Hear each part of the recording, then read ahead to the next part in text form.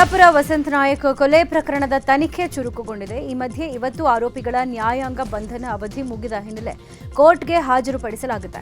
ಕಮಲಾಕರ್ ಭಟ್ ಮತ್ತು ಸುಚಿತ್ರಾ ಸೇರಿ 8 ಮಂದಿಯನ್ನ ಕೋರ್ಟ್ಗೆ ಹಾಜರುಪಡಿಸಲಾಗುತ್ತೆ.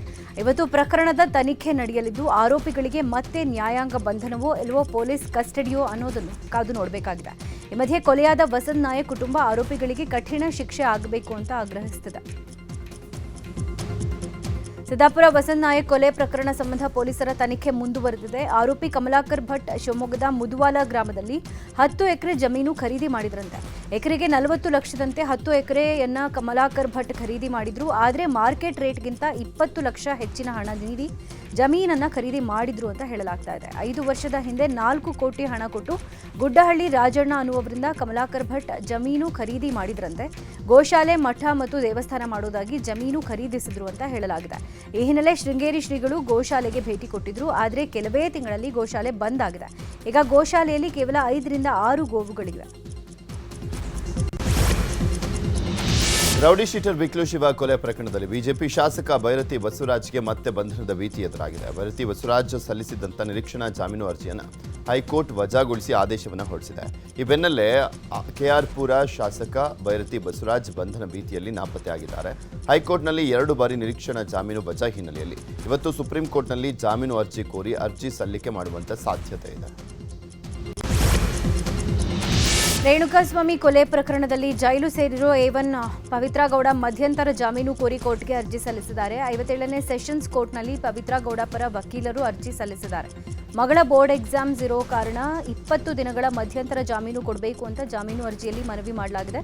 ಪವಿತ್ರಾ ಗೌಡ ಅರ್ಜಿಗೆ ಆಕ್ಷೇಪಣೆ ಸಲ್ಲಿಸೋಕೆ ನ್ಯಾಯಾಧೀಶರು SPPಗೆ ಸೂಚನೆ ಕೊಟ್ಟಿದ್ದು ಫೆಬ್ರವರಿ 12ಕ್ಕೆ ಅರ್ಜಿಯ ವಿಚಾರಣೆಯನ್ನು ಮುಂದೂಡಿಕೆ ಮಾಡಲಾಗಿದೆ.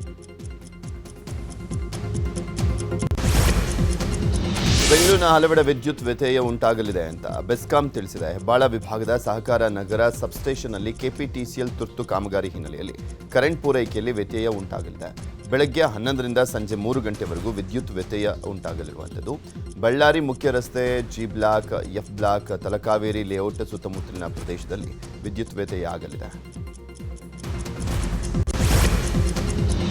ಹೆತ್ತವರ ವಿರೋಧದ ನಡುವೆಯೂ ಯುವತಿಯೊಬ್ಬಳು ಅನ್ಯ ಕೋಮಿನ ಯುವಕನನ್ನ ಪ್ರೀತಿಸಿ ಮದುವೆ ಆಗಿರೋ ಘಟನೆ ದಕ್ಷಿಣ ಕನ್ನಡ ಜಿಲ್ಲೆಯ ಸೂರತ್ಕಲ್ನಲ್ಲಿ ನಡೆದಿದೆ. ಮುಸ್ಲಿಂ ಯುವಕನ ಜೊತೆ ಮದುವೆ ಆಗಿದ್ದು ಲವ್ ಜಿಹಾದ್ ಆರೋಪ ಕೇಳಿಬಂದಿದೆ.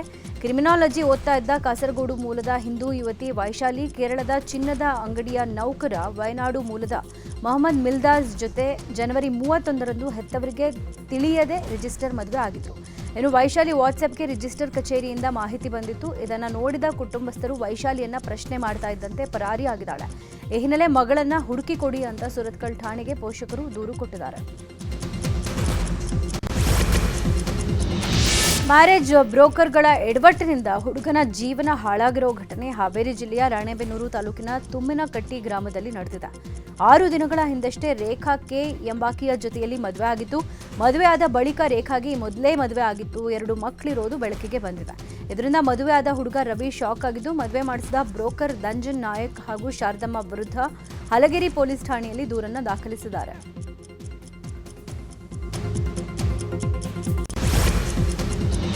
ಕ್ಷುಲ್ಲಕ ವಿಚಾರಕ್ಕೆ ಡೆಲಿವರಿ ಬಾಯ್ ಮೇಲೆ ಗಂಭೀರವಾಗಿ ಹಲ್ಲೆಯನ್ನು ಮಾಡಲಾಗಿದೆ. ಬೆಂಗಳೂರಿನ ಸುದ್ದಗುಂಟೆಪಾಳ್ಯ ಠಾಣಾ ವ್ಯಾಪ್ತಿಯ ಡೊಮಿನೋಸ್ನಲ್ಲಿ ಈ ಘಟನೆ ನಡೆದಿದೆ. ಡೆಲಿವರಿ ಬಾಯ್ ಸಮದ್ ಎಂಬಾತನ ಆರ್ಡರ್ ಪಡೆಯಲಿಕ್ಕೆ ಡೊಮಿನೋಸ್ಗೆ ತೆರಳಿದ್ದ. ಈ ವೇಳೆ ಅಲ್ಲಿನ ಸಿಬ್ಬಂದಿ ನಡುವೆ ಕಿರಿಕುಂಟಾಗಿದ್ದು ರಕ್ತ ಬರುವಂತೆ ಮುಖಕ್ಕೆ ಹೊಡೆದಿದ್ದಾರೆ. ಸದ್ಯ ಗಾಯಾಳು ಖಾಸಗಿ ಆಸ್ಪತ್ರೆಯಲ್ಲಿ ಚಿಕಿತ್ಸೆಯನ್ನು ಪಡಿತಾ ಇದ್ದಾರೆ. ಇನ್ನು SG ಪಾಳ್ಯ ಪೊಲೀಸರು ಆಸ್ಪತ್ರೆಗೆ ಭೇಟಿ ನೀಡಿ ಗಾಯಾಳು ಹೇಳಿಕೆ ದಾಖಲು ಮಾಡಿಕೊಂಡಿದ್ದಾರೆ. ಘಟನೆಯ ಸಂಬಂಧ ದೂರು ದಾಖಲಿಸಿ ಪೊಲೀಸರು ತನಿಖೆಯನ್ನು ಕೈಗೊಂಡಿದ್ದಾರೆ.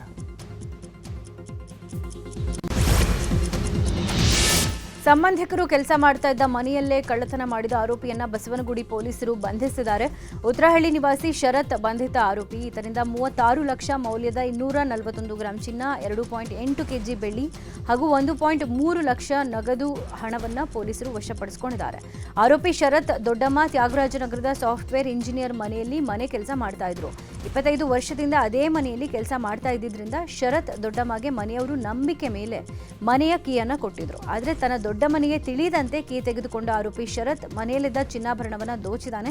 ಬಳಿಕ ಮನೆ ಮಾಲೀಕರು ದೂರನ್ನು ಕೊಟ್ಟಿದ್ದು ತನಿಖೆ ನಡೆಸಿ ಆರೋಪಿ ಶರತ್ನನ್ನ ಪೊಲೀಸರು ಬಂಧಿಸಿದ್ದಾರೆ. ಈ ವೀಸಾ ಅವಧಿ ಮುಗಿದ್ರೂ ಕೂಡ ಬೆಂಗಳೂರಿನಲ್ಲಿ ಅಕ್ರಮವಾಗಿ ವಾಸವಾಗಿದ್ದಂಥ ವಿದೇಶಿ ಪ್ರಜೆಗಳನ್ನು ಪೊಲೀಸರು ವಶಕ್ಕೆ ಪಡೆದಿದ್ದಾರೆ. ಕ್ಯಾಮರೂನ್ ದೇಶದ 5 ಹಾಗೂ ಸುಡಾನ್ ದೇಶದ 3 ವಶಕ್ಕೆ ಪಡೆಯಲಾಗಿದೆ. ವಿದ್ಯಾರ್ಥಿ ವೀಸಾದಡಿ ಬೆಂಗಳೂರಿಗೆ ಬಂದಿದ್ದಂಥ 8 ವಿದೇಶಿ ಪ್ರಜೆಗಳು ಕಳೆದ 3-4 ವರ್ಷಗಳಿಂದ ಸಂಜಯನಗರದ ಭೂಪಸಂದ್ರದಲ್ಲಿ ವಾಸವಾಗಿದ್ದರು. ವೀಸಾ ಅವಧಿ ಮುಗಿದಿದ್ರೂ ಕೂಡ ಅಕ್ರಮವಾಗಿ ನೆಲೆಸಿದ್ದಂಥ ಆರೋಪದಡಿ 8 ವಿದೇಶಿ ಪ್ರಜೆಗಳನ್ನು ವಶಕ್ಕೆ ಪಡೆಯಲಾಗಿದ್ದು ದಾಖಲೆಗಳ ಪರಿಶೀಲನೆಯನ್ನು ಮಾಡಲಾಗ್ತದೆ. ಬಳಿಕ FRRO ಮುಂದೆ ಹಾಜರುಪಡಿಸಲಿಕ್ಕೆ ಪೊಲೀಸರು ಸಿದ್ಧತೆಯನ್ನು ಮಾಡಿಕೊಂಡಿದ್ದಾರೆ. ಬಳಿಕ ಅವರ ಮಾತೃ ದೇಶಕ್ಕೆ ವಾಪಸ್ ಕಳುಹಿಸಲಿಕ್ಕೆ ಚಿಂತನೆ ಮಾಡಲಾಗಿದೆ. 2023ರ ಬಳ್ಳಾರಿ ಐಸಿಸ್ ಮಾಡ್ಯೂಲ್ ಪ್ರಕರಣದಲ್ಲಿ ಮಹತ್ವದ ಬೆಳವಣಿಗೆ ನಡೆದಿದೆ. ಯುವಕರನ್ನ ಐಸಿಸ್ಗೆ ಸೇರಿಸುವಂತೆ ಪ್ರಚೋದನೆ ನೀಡಿದ 8 ಮಂದಿ ಆರೋಪಿಗಳ ಜಾಮೀನು ರದ್ದು ಮಾಡಿ ಹೈಕೋರ್ಟ್ ಆದೇಶ ಕೊಟ್ಟಿದೆ. ಬಂಧನದ ವೇಳೆ ಲಿಖಿತವಾಗಿ ಬಂಧನದ ಕಾರಣ ನೀಡಿಲ್ಲ ಎಂಬ ತಾಂತ್ರಿಕ ಕಾರಣ ನೀಡಿ ವಿಶೇಷ ನ್ಯಾಯಾಲಯ ಜಾಮೀನು ಕೊಟ್ಟಿತ್ತು. ಆರೋಪಿಗಳು ಬಂಧನದ ಕಾರಣವನ್ನು ತಿಳಿದಿದ್ರೂ ತಡವಾಗಿ ಆಕ್ಷೇಪಣೆ ಎತ್ತಿದ್ದಾರೆ ಅಂತ ಹೈಕೋರ್ಟ್ ಹೇಳಿದೆ. ಈ ಹಿನ್ನೆಲೆ 7 ಆರೋಪಿಗಳಿಗೆ ನೀಡಿದ ಜಾಮೀನು ರದ್ದಾಗಿದ್ದು ಆರೋಪಿಗಳನ್ನು ಮತ್ತೆ ಕಸ್ಟಡಿಗೆ ಪಡೆಯುವಂತೆ ಹೈಕೋರ್ಟ್ ಸೂಚಿಸಿದೆ. 2023ರಲ್ಲಿ NIA ಬಳ್ಳಾರಿ, ಮುಂಬೈ ಮತ್ತು ಜಮ್ಶೆದ್ಪುರದಲ್ಲಿ ದಾಳಿ ಮಾಡಿ ಹಲವರನ್ನ ವಶಕ್ಕೆ ಪಡೆದಿತ್ತು. ರೈಲಿನಿಂದ ಆಯತಪ್ಪಿ ಬಿದ್ದು ರಾಷ್ಟ್ರೀಯ ಮಟ್ಟದ ಕಬಡ್ಡಿ ಆಟಗಾರ ಮೃತಪಟ್ಟಿರುವಂಥ ಘಟನೆ ನಡೆದಿದೆ. ದಕ್ಷಿಣ ಕನ್ನಡ ಜಿಲ್ಲೆಯ ಬಂಟ್ವಾಳ ತಾಲೂಕಿನ ಪುಣಚ್ಚ ನಿವಾಸಿ ನಿಶಿತ್ ನಾಯ್ಕ್ ಮೃತಪಟ್ಟಿದ್ದಾರೆ. ಬೆಂಗಳೂರಿನ ಕಲ್ಯಾಣ್ ಜ್ಯುವೆಲರ್ಸ್ನಲ್ಲಿ ಉದ್ಯೋಗಿಯಾಗಿರುವಂಥ ನಿಶಿತ್ ಬೆಂಗಳೂರಿನಲ್ಲಿ ವಾಸವನ್ನು ಮಾಡ್ತಾ ಇದ್ರು. ಊರಿಗೆ ಹೊರಟಿದ್ದಂಥ ಸಂದರ್ಭದಲ್ಲಿ ಈ ದುರ್ಘಟನೆ ನಡೆದಿದೆ. ಬೆಂಗಳೂರು ಚಿನ್ನಸ್ವಾಮಿ ಮೈದಾನದಲ್ಲಿ IPL ನಡೆಯುತ್ತಾ ಇಲ್ವಾ ಅನ್ನೋ ಕುತೂಹಲಕ್ಕೆ ಕೊನೆಗೂ ತೆರೆ ಬೀಳೋ ಲಕ್ಷಣ ಕಾಣಿಸ್ತಾ ಇದೆ. ಚಿನ್ನಸ್ವಾಮಿ ಸ್ಟೇಡಿಯಂನಲ್ಲಿ ಕೈಗೊಂಡ ಮುಂಜಾಗ್ರತಾ ಕ್ರಮಗಳ ವರದಿ ಸರ್ಕಾರಕ್ಕೆ ಸಲ್ಲಿಕೆ ಆಗಲಿದೆ. ಗೃಹ ಸಚಿವ ಪರಮೇಶ್ವರ್ ನಾಳೆ ಸಿಎಂ ಜೊತೆ ಸಭೆ ನಡೆಸಲಿದ್ದಾರೆ. ಸಭೆಗೂ ಮುನ್ನ ಕಮಿಟಿಯಿಂದ ಮೈದಾನದಲ್ಲಿ ಏನೆಲ್ಲ ಕ್ರಮಗಳಾಗಿದೆ, ಮುಂದಿನ ತಯಾರಿ ಏನು, ಪಂದ್ಯ ಆಯೋಜನೆ ಹೇಗೆ ಅನ್ನೋ ಬಗ್ಗೆ ಸಿಎಂ ಗೃಹ ಸಚಿವರಿಗೆ ಚಿನ್ನಸ್ವಾಮಿ ಮೈದಾನದ ವರದಿ ಸಲ್ಲಿಕೆ ಆಗಲಿದೆ. ಇನ್ನೊಂದು ಕಡೆ ಇವತ್ತು ಕೊನೆಯ ಹಂತದ ಪರಿಶೀಲನೆ ಮೈದಾನದಲ್ಲಿ ನಡೆಯುತ್ತೆ. 1995ರ ನಂತರದ ಅನುದಾನ ರಹಿತ ಶಾಲೆಗಳಿಗೆ ಗುಡ್ ನ್ಯೂಸ್ ಕೊಡುವಂಥದ್ದು ನನ್ನ ಮೊದಲ ಆದ್ಯತೆ ಅಂತ ಸಚಿವ ಮಧು ಬಂಗಾರಪ್ಪ ಹೇಳಿದ್ದಾರೆ. ಶಿವಮೊಗ್ಗ ಜಿಲ್ಲೆಯ ಸಾಗರ ಪ್ರಸಿದ್ಧ ಮಾರಿಕಾಂಬಾ ದೇವಿಯ ಜಾತ್ರೆಯಲ್ಲಿ ಪಾಲ್ಗೊಂಡಂಥ ಸಂದರ್ಭದಲ್ಲಿ ಈ ಹೇಳಿಕೆಯನ್ನು ಕೊಟ್ಟಿದ್ದಾರೆ. ಅನುದಾನದ ವಿಚಾರವಾಗಿ ನಾನು ಸಿಎಂ ಸಿದ್ದರಾಮಯ್ಯ ಅವರಿಗೆ ಮನವಿಯನ್ನು ಮಾಡಿದ್ದೇನೆ. ಅನುದಾನ ನೀಡುವಂಥ ವಿಶ್ವಾಸ ಇದೆ. ಬಜೆಟ್ ಸಭೆಯಲ್ಲೂ ಕೂಡ ಈ ವಿಚಾರ ಪ್ರಸ್ತಾಪವನ್ನು ಮಾಡಲಾಗಿದೆ.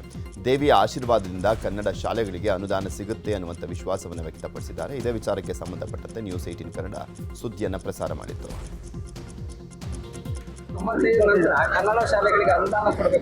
ಹೌದು, ನಾನು ಅದನ್ನ ಮನವಿಯನ್ನು ಮಾಡಿದ್ದೀನಿ.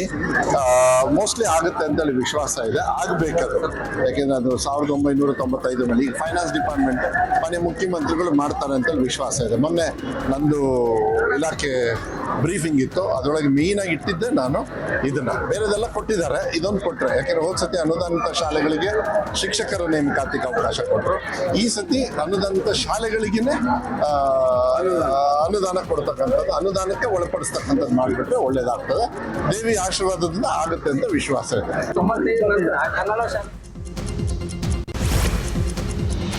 ಸಚಿವ ಮುನಿಯಪ್ಪ ದೆಹಲಿಯಲ್ಲಿ ಕೇಂದ್ರ ಸಚಿವ ಪ್ರಹ್ಲಾದ್ ಜೋಶಿ ಅವರನ್ನ ಭೇಟಿ ಮಾಡಿದ್ದಾರೆ. ಮುಂಗಾರು ಬೆಳೆ ಸೇರಿದಂತೆ ವಿವಿಧ ಇಲಾಖಾ ವಿಷಯಗಳ ಬಗ್ಗೆ ಚರ್ಚೆ ನಡೆದಿದೆ. ಇನ್ನು ಭೇಟಿ ಬಳಿಕ ಮಾತನಾಡಿದ ಸಚಿವ ಮುನಿಯಪ್ಪ, ಕೇಂದ್ರ ಸರ್ಕಾರದಿಂದ ಕೆಲವು ಅನುದಾನದ ಬರೋದು ಬಾಕಿ ಇತ್ತು. ಅನುದಾನದ ವಿಚಾರವಾಗಿ ಜೋಶಿ ಅವರ ಬಳಿ ಚರ್ಚೆ ನಡೆಸಿದ್ದೀನಿ. ಕೆಲವು ಬೆಳೆಗಳಿಗೆ ಬೆಂಬಲ ಬೆಲೆ ನೀಡೋ ಬಗ್ಗೆಯೂ ಮಾತುಕತೆ ನಡೆದಿದೆ ಅಂತ ಹೇಳಿದರು. ಸಚಿವರಾದಂಥ ಪ್ರಹ್ಲಾದ್ ಜೋಶಿ ಅವರನ್ನು ಭೇಟಿ ಮಾಡಿದ್ವಿ. ಇಲಾಖೆದು 2-3 ಇಶ್ಯೂಗಳಿದ್ವು. ಮಿನಿಮಮ್ ಸಪೋರ್ಟ್ ಪ್ರೈಸ್ ಆಗಿದ್ದು ಹಣ ಬರಬೇಕಾಯಿತು. ಬಿಲ್ಲನ್ನು ಕಳಿಸಿದ್ವಿ, ಸ್ವಲ್ಪ ತಡ ಆಗಿತ್ತು. ಅದನ್ನು ಇವತ್ತು ಬಿಡುಗಡೆ ಮಾಡ್ತೀವಿ ಅಂತ ಹೇಳಿದ್ರು. ಸುಮಾರು 2,000 ಕೋಟಿ ರೂಪಾಯಿ ಹಣ ಬರಬೇಕಾಗಿತ್ತು, ಬಿಡುಗಡೆ ಮಾಡ್ತೀವಿ ಅಂತ ಹೇಳಿದ್ರು. ಮತ್ತು ಅವ್ರದ್ದು ಲೋಗೋ ಹಾಕೋ ವಿಷಯ ಇತ್ತು. ಗೌರ್ಮೆಂಟ್ ಆಫ್ ಇಂಡಿಯಾ ಲೋಗೋ ಸಪ್ರೇಟಾಗಿ ಹಾಕಬೇಕು ಅಂತ ಹೇಳಿದರು. ಅದನ್ನು ಕೂಡ ನಾನು ಸುಮಾರು 3 ತಿಂಗಳ ಮುಂದೆ ಅದನ್ನು ಇಂಪ್ಲಿಮೆಂಟ್ ಮಾಡಿ, ಈಗ ಅವರು ಏನು ಅಕ್ಕಿ ಕೊಡ್ತಾರೆ ಅವರ ಲೋಗೋ ಹಾಕಿ ಅನ್ನಭಾಗ್ಯಕ್ಕೆ ನಾವೇನು ಕೊಡ್ತಾ ಇದ್ದೀವಿ ಕರ್ನಾಟಕದಲ್ಲಿ, ಅದಕ್ಕೆ ನಮ್ಮದು ಕರ್ನಾಟಕದ ಎಂಬ್ಲಮನ್ನು ಹಾಕಿ ಅದನ್ನು ವರದಿ ಒಪ್ಪಿಸಿದ್ದೀವಿ. ಅದು ಎಲ್ಲ ಒಪ್ಪಿಕೊಂಡಿದ್ದಾರೆ. ಕಾಂಗ್ರೆಸ್ಗೆ ಹಿಂದುಳಿದವರ ಮತ ಬೇಕು, ಆದರೆ ಅಭಿವೃದ್ಧಿ ಬೇಡ ಅಂತ ವಿಪಕ್ಷ ನಾಯಕ ಅಶೋಕ್ ಆರೋಪವನ್ನು ಮಾಡಿದ್ರು. ಅಶೋಕ್ ಆರೋಪಕ್ಕೆ ಸಚಿವ ಸತೀಶ್ ಜಾರಕಿಹೊಳಿ ತಿರುಗೇಟನ್ನು ಕೊಟ್ಟಿದ್ದಾರೆ. ಚಿತ್ರದುರ್ಗದಲ್ಲಿ ಮಾತನಾಡಿದಂಥ ಅವರು SC ST ಜನರಲ್ ಕ್ಯಾಟಗರಿ ಎಲ್ರಿಗೂ ಈವರೆಗೂ ದುಡ್ಡು ಕೊಡ್ತಾ ಇದ್ದೇವೆ. ನಮ್ಮಷ್ಟು ಅನುದಾನ ನೀಡಿದಂಥವರು ಯಾರೂ ಇಲ್ಲ. ನೀರಾವರಿ, ಶಿಕ್ಷಣ, PWD ಇಲಾಖೆಗೂ ಹಣವನ್ನು ಕೊಡ್ತಾ ಇದ್ದೇವೆ. ಅಶೋಕ್ ಅವರು ಸುಮ್ಮನೆ ಆರೋಪನ ಮಾಡ್ತಿದ್ದಾರೆ ಅಂತ ಹೇಳಿದರು. ಮಾಡ್ತಾ ಇದ್ದೀವಿ. ನಮ್ಮಷ್ಟು ದುಡ್ಡು ಕೊಟ್ಟರು ಯಾರೂ ಇಲ್ಲ. ನಮ್ಮಷ್ಟು ಹಿಂದುಳಿದವ್ರಿಗೆ ಇರ್ಬೋದು, SC ST ಇರ್ಬೋದು, ಜನರಲ್ನವ್ರಿಗೆ ನಮ್ಮ ಇಂಜಿನಿಯರ್ ಸಾಹೇಬ್ ಅಂತ ಹಿಡಿದು ಇಲ್ಲಿವರೆಗೆ ನಿರಂತರವಾಗಿ ಕೊಡ್ತಾನೆ ಇದ್ದೀವಿ. ಸೊ ಅವ್ರ ಆರೋಪ ಅಷ್ಟೇ ಇರೋದು. ಅದು ಅವ್ರ ಕಾಲ್ನಂಗೆ ಮಾಡಿದ್ರೆ ನಾವು ಮಾಡಿದ್ದಾರೆ. ಅವ್ರ ಕಾಲಿನಲ್ಲೇ ಇತ್ತು, ಈಗೂ ಇದೆ, ಮುಂದೆ ಕೂಡ ಇದ್ದೇ ಇರ್ತಾರೆ. ಅದರಲ್ಲಿ ಖಾಲಿ ಅವ್ರು ಹೇಳ್ತಾರೆ ಇಷ್ಟೆಲ್ಲ ಡೆವಲಪ್ಮೆಂಟ್ ಮಾಡ್ತಾ ಇದ್ದೀವಿ, ನೀರಾವರಿ ಇರ್ಬೋದು, PWD ಇರ್ಬೋದು, ಶಿಕ್ಷಣ ಇರ್ಬೋದು, ಕೊಡ್ತಾ ಇದ್ದೀವಿ ದುಡ್ಡ. ಸೊ ಅವ್ರು ಆರೋಪ ಮಾತ್ರ ಮಾಡೇ ಮಾಡ್ತಾರೆ ದುಡ್ಡಿಲ್ಲ ಅಂತ. ಅದು ಅವ್ರಿಗೆ ಒಂಥರ ರೂಢಿ ಆಗಿಬಿಟ್ಟಿದೆ. ಮಾಡ್ತಾಯಿದ್ದೀವಿ. ನಮ್ಮಷ್ಟು ದುಡ್ಡು ಕೊಟ್ಟರು ಯಾರೂ ಇಲ್ಲ. ನಮ್ಮಷ್ಟು ಹಿಂದುಳಿದವ್ರಿಗೆ ಇರ್ಬೋದು. ಮೈಸೂರು ಸ್ಯಾಂಡಲ್ ಉತ್ಪನ್ನಗಳಿಗೆ ನಟಿ ತಮನ್ನಾ ಅವರನ್ನ ರಾಯಭಾರಿಯಾಗಿ ಆಯ್ಕೆ ಮಾಡಲಾಗಿದೆ. ಖಾಸಗಿ ಹೋಟೆಲ್ನಲ್ಲಿ ನಡೆದ ಕಾರ್ಯಕ್ರಮದಲ್ಲಿ ಇವತ್ತು ತಮನ್ನಾರನ್ನ ರಾಯಭಾರಿಯಾಗಿ ಅಧಿಕೃತವಾಗಿ ಘೋಷಣೆ ಮಾಡಲಾಗಿದೆ. ಇನ್ನು ಕಾರ್ಯಕ್ರಮದಲ್ಲಿ ನಟಿ ತಮನ್ನಾ, ಸಚಿವ MB ಪಾಟೀಲ್, KSDL ಅಧ್ಯಕ್ಷ ಅಪ್ಪಾಜಿ ನಾಡಗೌಡ ಸೇರಿದಂತೆ ಹಲವರು ಭಾಗಿಯಾಗಿದ್ದರು. ಕಾರ್ಯಕ್ರಮಕ್ಕೆ ಕೆಂಪು ಸೀರೆ ಉಟ್ಟು ತಮನ್ನಾ ಗ್ರ್ಯಾಂಡ್ ಆಗಿ ಎಂಟ್ರಿ ಕೊಟ್ಟರು. ಇನ್ನು ಇದೇ ಕಾರ್ಯಕ್ರಮದಲ್ಲಿ 60ಕ್ಕೂ ಹೆಚ್ಚು ಹೊಸ ಉತ್ಪನ್ನಗಳ ಬಿಡುಗಡೆ ಮಾಡಲಾಗಿದೆ.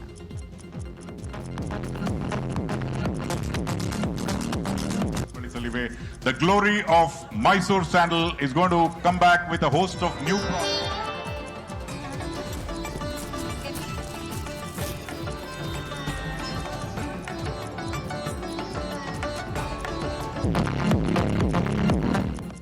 ಇನ್ನು ಕಾರ್ಯಕ್ರಮದ ಬಳಿಕ ಸಚಿವ MB ಪಾಟೀಲ್ ಮಾತಾಡಿದ್ದು, ನಾಲ್ವಡಿ ಕೃಷ್ಣರಾಜ ಒಡೆಯರ್ 108 ವರ್ಷದ ಹಿಂದೆ ಕಾರ್ಖಾನೆ ಆರಂಭ ಮಾಡಿದ್ರು.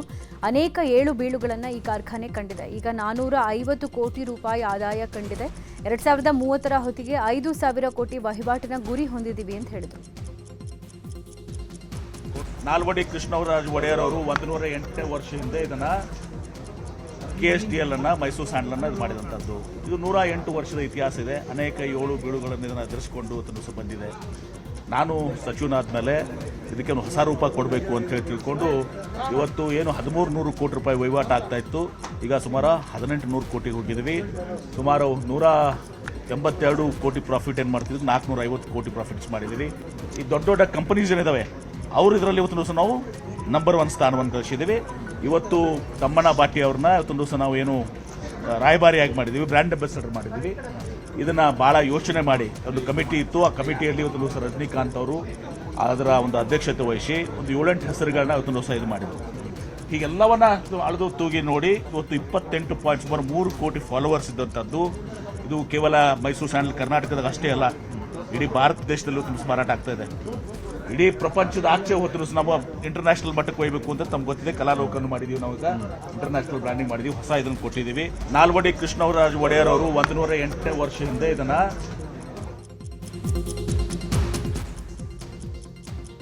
ಈ ಬಗ್ಗೆ ನಟಿ ತಮನ್ನಾ ಭಾಟಿಯಾ ಮಾತನಾಡಿದ್ದು, KSDL ಕುಟುಂಬ ಸೇರಿದಕ್ಕೆ ಹೆಮ್ಮೆ ಇದೆ, ಕನ್ನಡಿಗರಿಗೆ ನಾನು ಆಭಾರಿಯಾಗಿದ್ದೀನಿ ಅಂತ ಹೇಳಿದ್ರು. ಎಲ್ಲರಿಗೂ ನಮಸ್ಕಾರ. It's a matter of huge pride and honor to be a part of the KSDL family. What they have shown me today is so much warmth and love. And to be honest, that's what my career in the past 20 years has been all about. I don't think I could have gotten this far as an artist if I didn't continuously get this kind of love and support from the audiences, from the country, and from Indians all across the globe. And today I feel like after 20 years of being in the film industry, it's a new chapter in my life as an artist. Chamarajanagar ಜಿಲ್ಲೆಯ ಸುತ್ತಮುತ್ತ ಚಿರತೆ ದಾಳಿ ಹೆಚ್ಚಾಗಿದೆ. ಪಾದಯಾತ್ರೆ ಮಾಡ್ತಾ ಇದ್ದಂಥ ಬಾಲಕರ ಮೇಲೆ ಚಿರತೆ ದಾಳಿಯನ್ನು ಮಾಡಿತ್ತು. ಈ ಪ್ರಕರಣದಿಂದಾಗಿ ಗ್ರಾಮಸ್ಥರಲ್ಲಿ ಆತಂಕ ಹೆಚ್ಚಿದ್ದು ಅರಣ್ಯ ಇಲಾಖೆ ಸಿಬ್ಬಂದಿ ಚಿರತೆ ಸೆರೆಗೆ ಮುಂದಾಗಿದೆ. ಸದ್ಯ ಅರಣ್ಯ ಸಿಬ್ಬಂದಿ ಏರ್ಗನ್ನಿಂದ ಶೂಟ್ ಮಾಡಿ ಚಿರತೆಯನ್ನು ಕಾಡಿಗಟ್ಟಿದ್ದಾರೆ. ಇನ್ನು ಪಾದಯಾತ್ರಿಗಳಿಗೆ ಬಸವನ ಹಾದಿ ಬದಲು ರಸ್ತೆಯ ಮಾರ್ಗದಲ್ಲಿ ಹೋಗಲಿಕ್ಕೆ ಸೂಚನೆಯನ್ನು ಕೊಡಲಾಗಿದೆ. ಟಮ್ಟಮ್ ಹಾಗೂ ಕೆಎಸ್ಆರ್ಟಿಸಿ ಬಸ್ ನಡುವೆ ಅಪಘಾತ ಆಗಿರೋ ಘಟನೆ ರಾಯಚೂರಿನ ದೇವದುರ್ಗ ತಾಲೂಕಿನ ಕರಿಗುಡ್ಡ ಗ್ರಾಮದ ಬಳಿ ನಡೆದಿದೆ. ಅಪಘಾತದಲ್ಲಿ ಕರಿಗುಡ್ಡ ಗ್ರಾಮದ ಮಲ್ಲಯ್ಯ ಎಂಬಾತ ಸಾವನ್ನಪ್ಪಿದ್ದು, ಮೂವರ ಸ್ಥಿತಿ ಗಂಭೀರವಾಗಿದೆ. ತಿಂಥಣಿಯಿಂದ ದೇವದುರ್ಗ ಕಡೆ ಬಸ್ ಹಾಗೂ ಟಮ್ಟಮ್ ಹೊರಟಿದ್ವು. ಟಮ್ಟಮ್ ವಾಹನದಲ್ಲಿ 15 ಜನ ಪ್ರಯಾಣಿಸ್ತಾ ಇದ್ರು. ಸದ್ಯ ಗಾಯಾಳುಗಳಿಗೆ ದೇವದುರ್ಗ ಸಾರ್ವಜನಿಕ ಆಸ್ಪತ್ರೆಯಲ್ಲಿ ಚಿಕಿತ್ಸೆ ಮುಂದುವರೆದಿದೆ. ಘಟನಾ ಸ್ಥಳಕ್ಕೆ ದೇವದುರ್ಗ ಪೊಲೀಸರು ಭೇಟಿ ಕೊಟ್ಟು ಪರಿಶೀಲನೆ ನಡೆಸಿದ್ದಾರೆ. ಈ ಬಗ್ಗೆ ದೇವದುರ್ಗ ಪೊಲೀಸ್ ಠಾಣೆಯಲ್ಲಿ ಪ್ರಕರಣ ದಾಖಲಾಗಿದೆ.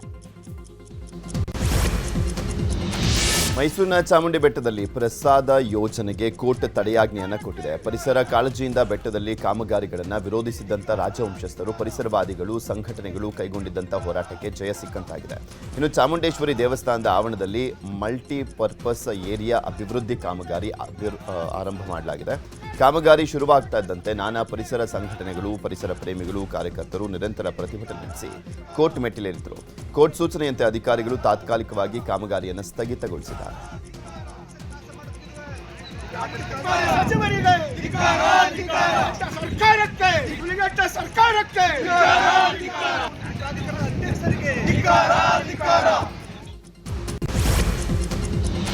ಕಸವನ್ನ ಎಲ್ಲೆಂದರಲ್ಲಿ ಎಸೆಯೋರ ವಿರುದ್ಧ ಬೆಂಗಳೂರು ದಕ್ಷಿಣ ಪಾಲಿಕೆ ಕಟ್ಟುನಿಟ್ಟಿನ ಕ್ರಮ ಜರುಗಿಸಿದೆ. ಕಳೆದ 3 ತಿಂಗಳಲ್ಲಿ 30 ಲಕ್ಷ ರೂಪಾಯಿ ದಂಡ ವಸೂಲಿಯಾಗಿದೆ. ಮನೆಯಲ್ಲಿರೋ ತ್ಯಾಜ್ಯದ ಕಸದ ವಾಹನಗಳಿಗೆ ಕೊಡದೆ ರಸ್ತೆ ಬದಿಯಲ್ಲಿ ಎಸೆಯುವವರಿಗೆ ಸ್ಥಳದಲ್ಲೇ ದಂಡ ಹಾಕಲಾಗಿದೆ. ಬೆಂಗಳೂರು ದಕ್ಷಿಣ ನಗರ ಪಾಲಿಕೆಯ ವಾರ್ಡ್ಗಳ ವ್ಯಾಪ್ತಿಯಲ್ಲಿನ ಸಾರ್ವಜನಿಕರ ಸ್ಥಳಗಳಲ್ಲಿ ಹಾಗೂ ಸರ್ಕಾರಿ ಸ್ವತ್ತುಗಳಲ್ಲಿ ಕಸವನ್ನ ಎಲ್ಲೆಂದರಲ್ಲಿ ಎಸೆತಾರೆ ಹಾಗೂ ಶೇಖರಿಸೋದನ್ನು ಅಥವಾ ಬ್ಲ್ಯಾಕ್ ಸ್ಪಾಟ್ ತಡೆಗಟ್ಟುವ ಸಲುವಾಗಿ ಸಾರ್ವಜನಿಕರಲ್ಲಿ ಜಾಗೃತಿ ಮೂಡಿಸೋಕೆ ಕ್ರಮ ಕೈಗೊಳ್ಳಲಾಗಿದೆ. ಬೆಂಗಳೂರು ಅಭಿವೃದ್ಧಿ ಪ್ರಾಧಿಕಾರವು ಅನಧಿಕೃತವಾಗಿ ನಿರ್ಮಾಣ ಆಗಿರುವಂತಹ ಕಟ್ಟಡಗಳನ್ನು ತೆರವುಗೊಳಿಸುವಂತ ಕಾರ್ಯಾಚರಣೆ ಮುಂದುವರೆಸಿದೆ. ಉಲ್ಲಾಳ ಮತ್ತು ಅಗ್ರಹಾರ ದಾಸರಹಳ್ಳಿಗಳಲ್ಲಿ 125 ಕೋಟಿ ಆಸ್ತಿಯನ್ನ ವಶಪಡಿಸಿಕೊಂಡಿದೆ. ಬೆಂಗಳೂರು ಉತ್ತರ ತಾಲೂಕು ಯಶವಂತಪುರ ಹೋಬಳಿ ಉಲ್ಲಾಳು ಗ್ರಾಮದಲ್ಲಿ 1 ಎಕರೆ 1 ಗುಂಟೆ ಮತ್ತು ಅಗ್ರಹಾರ ದಾಸರಹಳ್ಳಿಯಲ್ಲಿ 33 ಗುಂಟೆ ಪ್ರದೇಶಗಳಲ್ಲಿ ಅನಧಿಕೃತ ನಿರ್ಮಾಣಗಳನ್ನು ತೆರವುಗೊಳಿಸಲಾಗಿದೆ. ಬೆಂಗಳೂರಿನ ಬೀದಿ ಬದಿ ವ್ಯಾಪಾರಿಗಳಿಗೆ ಗುಡ್ ನ್ಯೂಸ್ ಸಿಕ್ಕಿದೆ. ಬೆಂಗಳೂರಿನ ಬೀದಿ ಬದಿ ವ್ಯಾಪಾರಿಗಳಿಗೆ ಗುಡ್ ನ್ಯೂಸ್ ಸಿಕ್ಕಿರುವಂಥದ್ದು. ದಕ್ಷಿಣ ನಗರ ಪಾಲಿಕೆ ವತಿಯಿಂದ 3802 ಬೀದಿ ಬದಿ ವ್ಯಾಪಾರಿಗಳಿಗೆ ಗುರುತಿನ ಚೀಟಿ ವಿತರಿಸಲಾಗಿದೆ. ಆಯುಕ್ತ ಕೆಎನ್ ರಮೇಶ್ 15 ಮಂದಿಗೆ ಗುರುತಿನ ಚೀಟಿಯನ್ನು ಕೊಟ್ಟು ಕಾರ್ಯಕ್ರಮಕ್ಕೆ ಚಾಲನೆಯನ್ನು ಕೊಟ್ಟಿದ್ದಾರೆ. ಬೀದಿ ಬದಿ ವ್ಯಾಪಾರಿಗಳ ಅಧಿನಿಯಮ 2014 ಹಾಗೂ ರಾಜ್ಯ ಯೋಜನೆ 2020ರ ಅನ್ವಯ ಕ್ರಮ ಕೈಗೊಳ್ಳಲಾಗಿದೆ. ವ್ಯಾಪಾರಿಗಳಿಗೆ ವ್ಯಾಪಾರ ಸ್ಥಳದಲ್ಲೇ ಗುರುತಿನ ಚೀಟಿ ವಿತರಣೆ ಮಾಡಲಾಗುತ್ತೆ. ಅಲ್ಲದೆ ಗುರುತಿನ ಚೀಟಿ ಹೊಂದಿದವರಿಗೆ ಮಾತ್ರ ವ್ಯಾಪಾರಕ್ಕೆ ಅವಕಾಶವನ್ನು ನೀಡಲಾಗುತ್ತೆ. ಗುರುತಿನ ಚೀಟಿ ಧರಿಸುವಂಥದ್ದು ಕಡ್ಡಾಯ ಅಂತ ಪಾಲಿಕೆ ಸೂಚನೆಯನ್ನು ಕೊಟ್ಟಿದೆ. ಜಕ್ಕಲಮಡುಗು ನೀರಿನ ಪೈಪ್ ಒಡೆದು ಸಾರ್ವಜನಿಕರು ಪರದಾಟ ನಡೆಸಿರುವಂತಹ ಘಟನೆ ಚಿಕ್ಕಬಳ್ಳಾಪುರ ನಗರದ ಡಿವೈಎಸ್ಪಿ ಆಫೀಸ್ ಮುಂಭಾಗ ನಡೆದಿದೆ. ವರ್ಷಗಳಿಂದ ಕಾಮಗಾರಿ ಕುಂಠಿತ ನಡೀತಾ ಇದ್ದು, ನಗರದ ಎಂಜಿ ರೋಡ್ನಲ್ಲಿ ಹಿತಾಚಿಯಿಂದ ಮಣ್ಣು ತೆಗೆಯುವ ವೇಳೆ ಪೈಪ್ ಒಡೆದು ನೀರು ಪಾಲಾಗಿದೆ. ನಡು ರಸ್ತೆಯಲ್ಲಿ ನೀರು ಪೋಲ್ ಆಗಿದ್ದು, ಕೆಲ ಟ್ರಾಫಿಕ್ ಜಾಮ್ ಕೂಡ ಉಂಟಾಗಿತ್ತು. ಆಕಸ್ಮಿಕ ಬೆಂಕಿಗೆ ಪ್ಲಾಸ್ಟಿಕ್ ಪೈಪ್ಗಳು ಹೊತ್ತಿ ಉರಿದಂತಹ ಘಟನೆ ನಡೆದಿದೆ.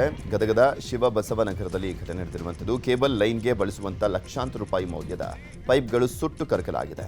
ಇನ್ನು ಪೈಪ್ಗೆ ಹೊತ್ತಿದ್ದಂಥ ಬೆಂಕಿಯಿಂದ ದಟ್ಟ ಹೊಗೆ ಆವರಿಸಿ ಬಡಾವಣೆ ಜನ ಭಯಭೀತರಾಗಿದ್ದರು. ಸ್ಥಳಕ್ಕೆ ಆಗಮಿಸಿದ್ದಂಥ ಅಗ್ನಿಶಾಮಕ ಸಿಬ್ಬಂದಿ ಬೆಂಕಿಯನ್ನು ನಂದಿಸಿದ್ದಾರೆ. ಇನ್ನು ಬೆಂಕಿ ಹೊತ್ತಿಕೊಂಡಿದ್ದಕ್ಕೆ ನಿಖರ ಕಾರಣ ತಿಳಿದು ಬಂದಿಲ್ಲ.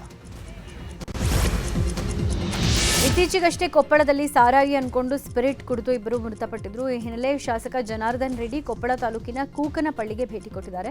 ಮೃತ ರಮೇಶ್ ಹಾಗೂ ಅಮರಯ್ಯ ಕುಟುಂಬಕ್ಕೆ ಸಾಂತ್ವನ ಹೇಳಿ ವೈಯಕ್ತಿಕವಾಗಿ ಸಹಾಯ ಮಾಡಿದ್ದಾರೆ. ಫೆಬ್ರವರಿ 4ರಂದು ಪಾರ್ಟಿಗೆ ಅಂತ ಹೋದಾಗ ಸಾರಾಯಿ ಬದಲು ಸ್ಪಿರಿಟ್ ಕೊಡಲಾಗಿತ್ತು. ಅದನ್ನು ಕುಡಿದು ಅಸ್ವಸ್ಥರಾಗಿದ್ದ 4ರಲ್ಲಿ ಅಮರಯ್ಯ ಹಾಗೂ ರಮೇಶ್ ಮೃತಪಟ್ಟಿದ್ದಾರೆ. ಇನ್ನಿಬ್ಬರು ಇನ್ನೂ ಕೋಮಾ ಸ್ಥಿತಿಯಲ್ಲೇ ಇದ್ದಾರೆ. ಬೆಂಗಳೂರು ದಕ್ಷಿಣ ಜಿಲ್ಲೆಯ ಮಾಗಡಿ ತಾಲೂಕಿನ ಪ್ರಸಿದ್ಧ ಶ್ರೀ ಸಾವನದುರ್ಗ ಲಕ್ಷ್ಮೀ ನರಸಿಂಹಸ್ವಾಮಿ ದೇವಸ್ಥಾನದಲ್ಲಿ ಹುಂಡಿ ಹಣದಲ್ಲಿ ಅವ್ಯವಹಾರವಾಗಿದೆ ಅನ್ನುವಂಥ ಆರೋಪ ಕೇಳಿಬಂದಿದೆ. ಈ ಬಗ್ಗೆ ನೂತನ ಆಡಳಿತ ಮಂಡಳಿಯ ಸದಸ್ಯರು ಸುದ್ದಿಗೋಷ್ಠಿಯನ್ನು ಮಾಡಿ ಆರೋಪವನ್ನು ಮಾಡಿದ್ದಾರೆ. ದೇವಸ್ಥಾನದ ಕಾರ್ಯನಿರ್ವಾಹಕ ಅಧಿಕಾರಿ ಜಗದೀಶ್ ಎಂಬಾತ ಹುಂಡಿಯಲ್ಲಿದ್ದಂಥ ಕೆಲ ವಿದೇಶಿ ಕರೆನ್ಸಿ ಹಾಗೂ ಹಣವನ್ನು ದುರುಪಯೋಗ ಮಾಡಿಕೊಂಡಿದ್ದಾರೆ. ಇದರ ಬಗ್ಗೆ ಸೂಕ್ತ ತನಿಖೆ ಆಗಬೇಕು ಅಂತ ಆಗ್ರಹಿಸಿದ್ದಾರೆ.